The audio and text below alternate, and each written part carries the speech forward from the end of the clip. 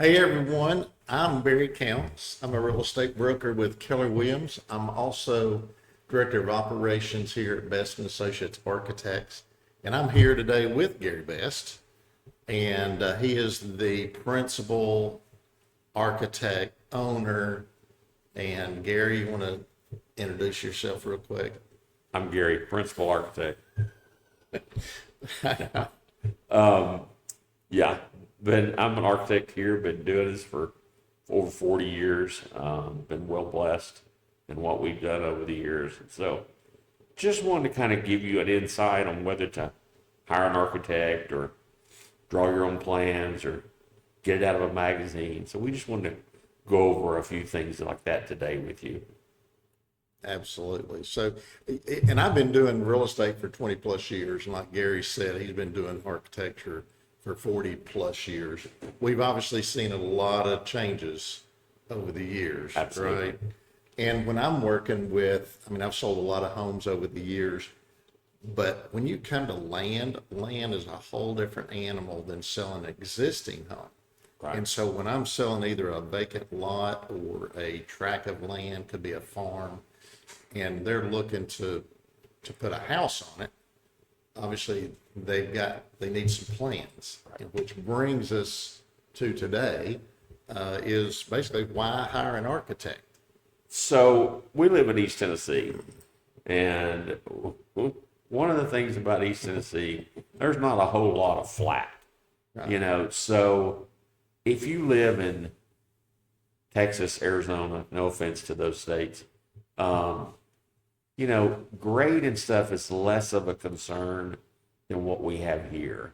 And also the difference in a lot in a subdivision versus 15 acres or 8 acres or something like that. Because in the larger tract of land, you have options. Right.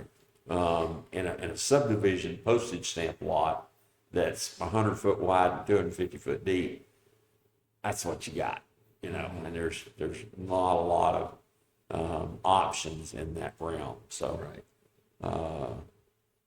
with the bigger tracts of land, it's probably even more imperative that you hire an architect to help you work through some of that situations. Yeah. Yeah.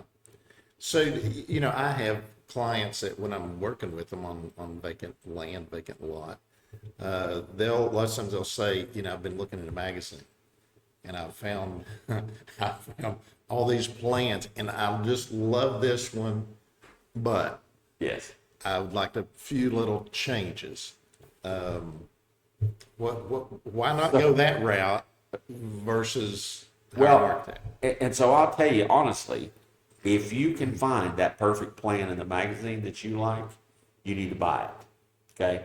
Now, let me preface that just a little bit. If you buy that plan out of the magazine, you've got to hope that you've got a good builder that you can work with, because now you've got a plan and you have no help. Right. So you've got nobody to talk to and say, is this a good thing, a bad thing, stuff like that. So one of the things that the architect does is he gives you that other person that can tell you about things. Right. And this is where we say, okay, plan a magazine, cool. You find it, I'm building on the postage stamp lot subdivision, you're relatively good to go. You hire an architect, we spend a lot of time with our clients in the sense of talking about materials and choices, and this is a good way to do things, these are bad ways. Mm-hmm. And so that's where the plan magazine, kind of falls short just a little bit. And the other kind of funny thing, I'll tell a little quick story. I had an aunt and uncle that was my mom's only sister, and she, growing up, had a chair in her living room that had a stack of Plan View magazines. We're talking 50 magazines with Plan Views in. Right. And years later, when they got to That build, plan view, you're just talking about the floor plan, not well, the and then elevations. what you got in the magazine. Okay. And so the same thing that you got online too. And so I thought, man, this person, after they've done that so many years, that they will be able to just pick a plan up and run. because they'll know exactly what they want. Right. When they got ready to build, it was a disaster. And so I sketched them a plan, which is what they really needed to have done. But then they chose to go order the plan out of a magazine. So then they got the plan out of a magazine and they started building it. And suddenly the breakfast room was a disaster. Yeah. And the dining room was a disaster. So then they called me and said, hey, will you fix the plan? Right. Right. So ultimately they still ended up coming to us because once they got building, and part of that is most people don't understand what they're seeing. 99% of the population cannot understand looking at a flat plan and understand the third dimension. Right. Right. They just don't, and it's no shortcoming on those. They just can't see that. Right. And so understanding how big rooms are and configuration and seeing furniture in that and stuff, that's the tough part. Yeah. So that plan magazine plan, you don't have that kind of support. Right. Right. And you one know, of the first things that I hear you ask the client before they even start talking about the floor plan is you want a site plan. yes, You in topos, you want to know how can you put a walkout basement or Sure. a crawl space or is it a slab? and so we go back to where we started before about sites being very specific. I've always been one that, not in really a hokey fashion, but it's like sites talk to me. Right. You get out there and you say, do they really talk to you? Oh, yes. The grass says hello. But what it does tell you is, you're looking, going, where are the views? Where's the sun? Where's the driveway going to be? Where's the septic tank and fill line? There's 10. The site is like the floor plan on steroids. It's just the same thing as doing a floor plan, just bigger. Yeah. Yeah. Makes sense. And so you're looking and you're saying, okay, here's where the driveway comes in. Here's where the garage needs to go on the highest point of the dirt. You say, well, why is that? Because the garage is on the dirt and the house typically isn't. If it's not a slab on grade, it's not. It's on a crawl space or a basement. And so you want to keep that floor plan to where that garage is not taking up so much space that you're having to fill it with a bunch of gravel and do a bunch of stuff and driveway to create that. So again, I'm going to come to the thing that you'll hear a lot in this. An architect will save you money if you hire them. Yeah. I promise our clients, no matter what we charge them, Right. that I can save them our fee in some of those conversations, whether it's getting the right configuration for the client or site, getting material choices, all that stuff. I had a client come in the other day and the husband, thumped his chest and he decided in this pavilion he wanted a real masonry fireplace and he wanted it 5 foot wide and all this stuff. And so I was talking to my contractor and I go, so how much do you think that fireplace is going to cost? Mm-hmm. And he was like, probably close to $70,000. And I was like, snap, for a pavilion. Yeah. And the funny part was they only wanted to spend $100,000 for the pavilion. Yeah. So they're starting off the bat with a 70,000 item, leaves them 30,000 to build the rest of the pavilion. Yeah. Not going to happen. Yeah. So it's those discussions that the architect gives you that advantage versus kind of winging it. Right. And you also help them with knowing the setback, depending on where they're going to be built and what city, county, wherever it is, you help them with the setbacks so that they're not building something that's an encroachment Right. on the neighbors. And so today, cities are becoming more dependent on the architects. I mean, there's a lot of places that unless you have stamp plans from an architect, you're not going to get a building permit. Right, right. And there's so many codes from International Building Code having an energy code, which tells you that, you got to build the walls a certain way and you got to put a certain amount of insulation and all that kind of stuff. And so that can be a little bit overwhelming sometimes and just keeping up with that. Right. Exactly. And other things, like if you're buying something from a magazine or whatever, and then you want to make changes, Yeah. then you're stuck. Well, Unless you somehow get the CAD model, but then you got to have somebody that knows CAD. right. Whereas they can sit down here with you, and I know you don't necessarily like them bringing you a plan, because you want them to give you a grocery list Right. of things So- that they like, and take pictures of 4 or 5 rooms that they like to look So- outside. It's a language. You know, we're artists. And so we're a little weird. But people want to think they can talk the language, and a lot of cases can't. So I'm always pushing our clients, give me pictures. Yeah. Because then they don't have to, they want to describe it and say, I want a Victorian or an antebellum and stuff. And I go, I don't care. Give me pictures of things you like. Yeah. Because then if I'm looking at a picture or I'm looking at a grocery list, all that stuff goes away, and I get pure conversation.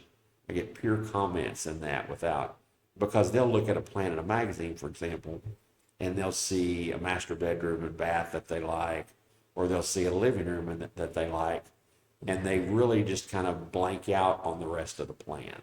Right. And they say, we like this plan, but they really don't. They like a portion of it Right. and not the whole thing. Right.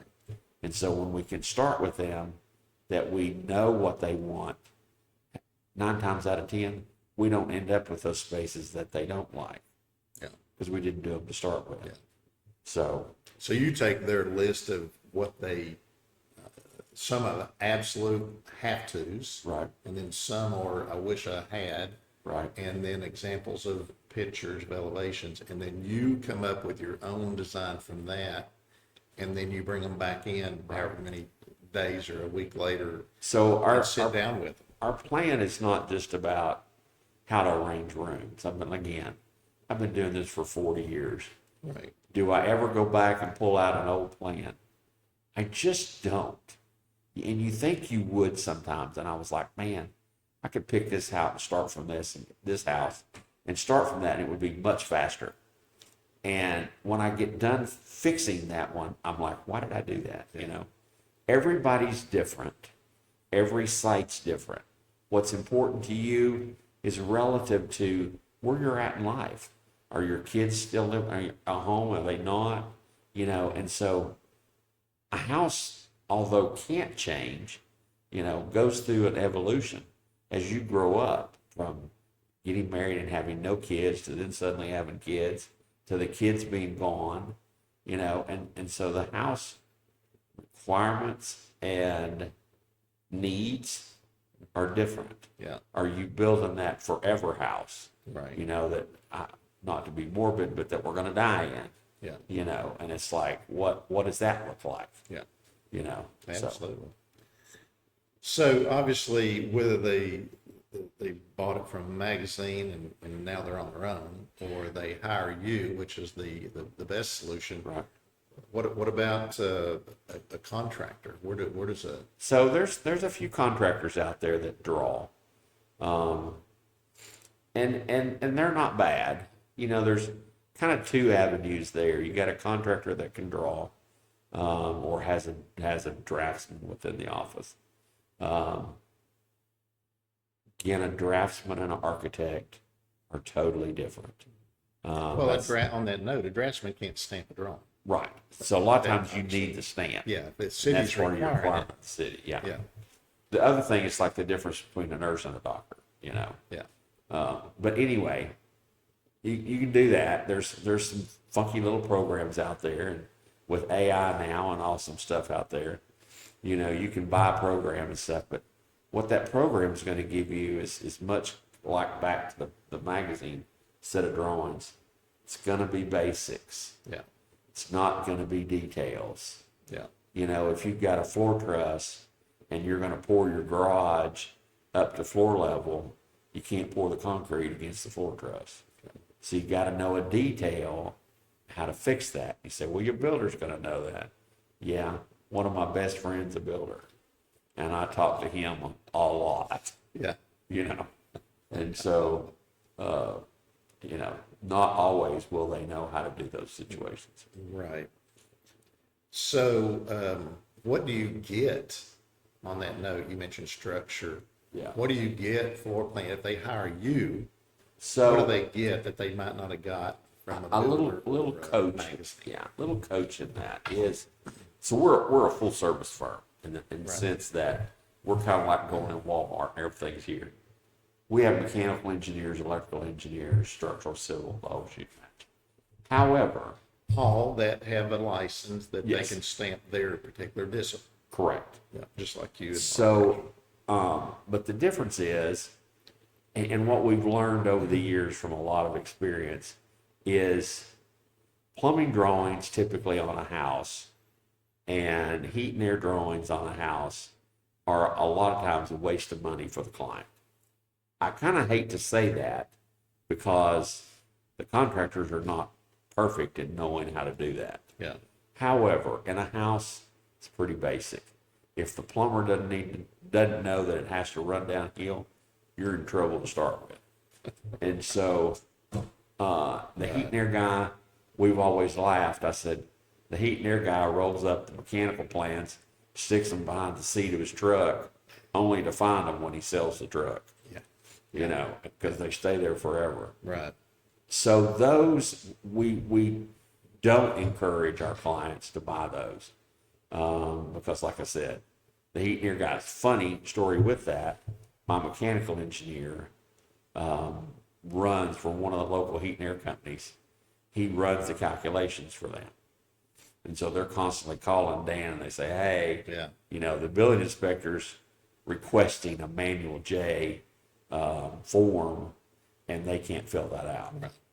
And so they hired Dan. But so our set then I ran around the tree just a little bit there. Our set of plans typically has a really good set of architectural drawings, plans, elevations, sections, door schedules, and all that kind of stuff.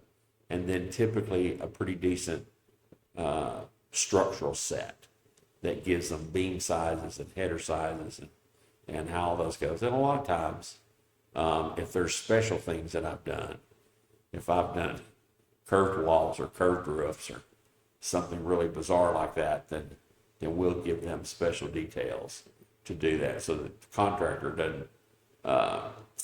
We did a client's house in Knoxville, and I had curved soffits in the dining room. I had curved walls into the master bedroom and kind of an entrance foyer.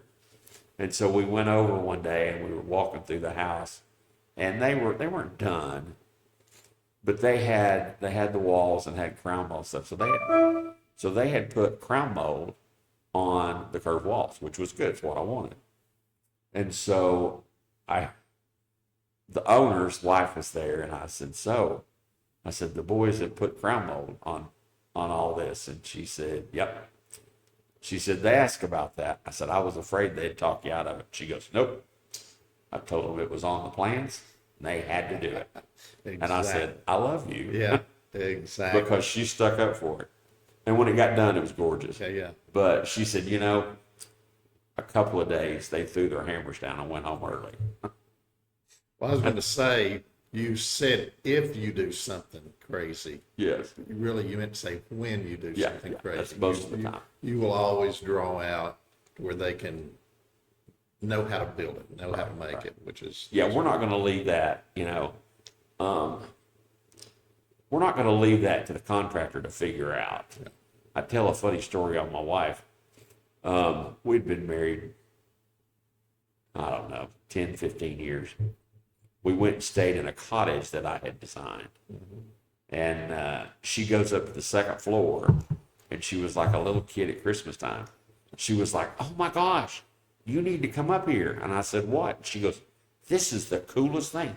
This house on the right-hand side is a perfect image of the left-hand side. And I said, yeah, I made it that way. And she was like, huh? And in her mind, she didn't realize that I made it that way. Yeah. She just thought it happened some random way. Yeah.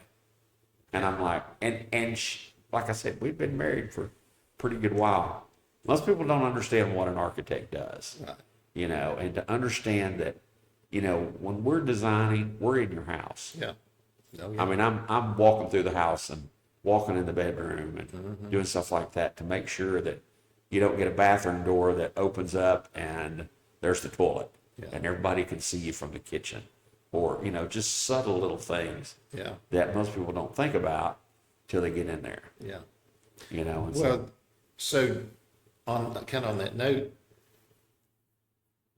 not just anybody can, I had drafting in high school. yeah, So could I just draw something up, sketch it on a napkin or actually put it on a nice sheet of paper and all that, and then bring it to you to stamp it? so there's a lot of houses been built off the back of a napkin. Yeah. Yeah. So that's the funny part.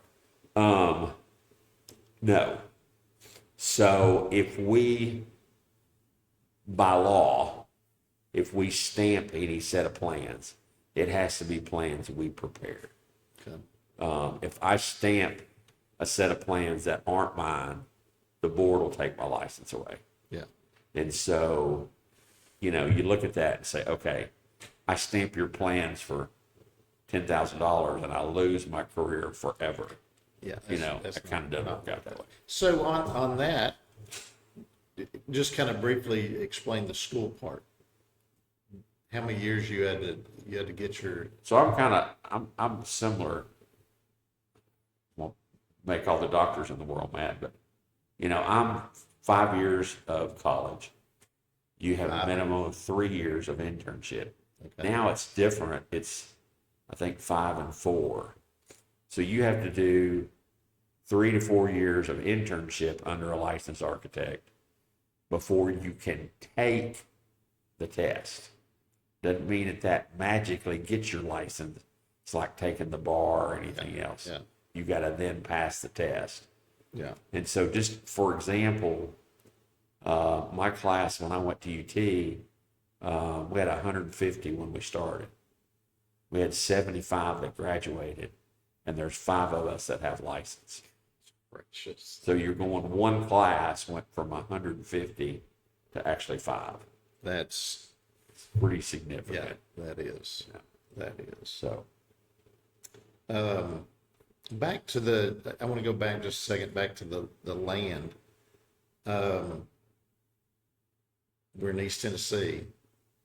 So most time, we're not going to find just the perfect flat, and you don't necessarily want a perfect flat so spot. I actually, the funny part for me is the more complex a site is, the easier it is to design.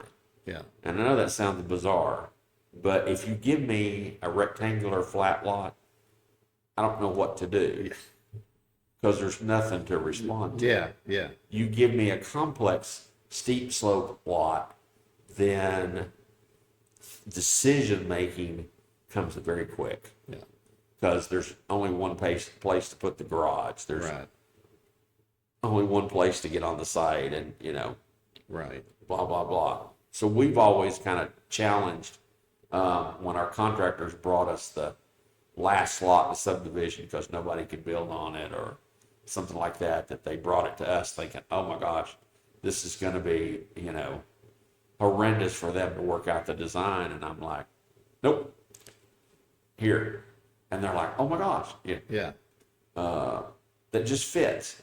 One of my best friends is a builder, and Yeah. that's his thing that he'll tell his clients about us. He goes, Gary will make your house fit your site and save you money Yeah. because it'll fit the property. Yeah. And so, you know, Well, talk about that a little bit because you just mentioned a builder. So obviously, are they just on their own with the builder? They if they hire you and they get the plans, they take it to the builder, or do you work with the builder? And what So about most- construction cost estimates and all that? we don't do the construction cost estimates, and everybody wants from us a material list. I used to be an estimator for a general contractor.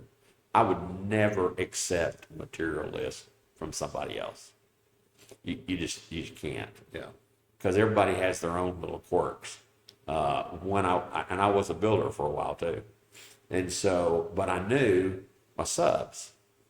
And I had one sub that was a framer that I knew that if he framed, I had to add 10, 15% amount of lumber because he'd burn it up, you know. Yeah. And of course, the construction, we don't know where he put it, but it was always gone at the end, you know. But the contractor does that. Now we don't do, in our houses, we don't do construction administration. On the commercial stuff, we do. We have a project manager that follows the project until the day that they get their certificate of occupancy. Okay. Most of the time, though, on the houses, what we do, and our builders know this, if they get stuck, you know, then they pick the phone up and call us. Yeah. And I encourage that because I'm like, don't make decisions for me. Yeah. Let me be the one that makes that call. Yeah. And so, because I've had them, it makes you giggle sometimes. And you're like, seriously, dude? You didn't understand that? I'd put a beam one time in the attic roof plan for a set of plans. And the guy calls me and he goes, so where you want that I-beam? And I said, in the roof. And he goes, well, I really wasn't sure. And I was like, that's why I put it on the roof plan. Yeah. Okay. Yeah. Yeah. You know. Or I had another one. He goes, man, this porch that you designed is shaking. And I was like, okay. And so I quit. I knew what he had done. And I said, so did you set the beam on top of the columns or did you run it into the side?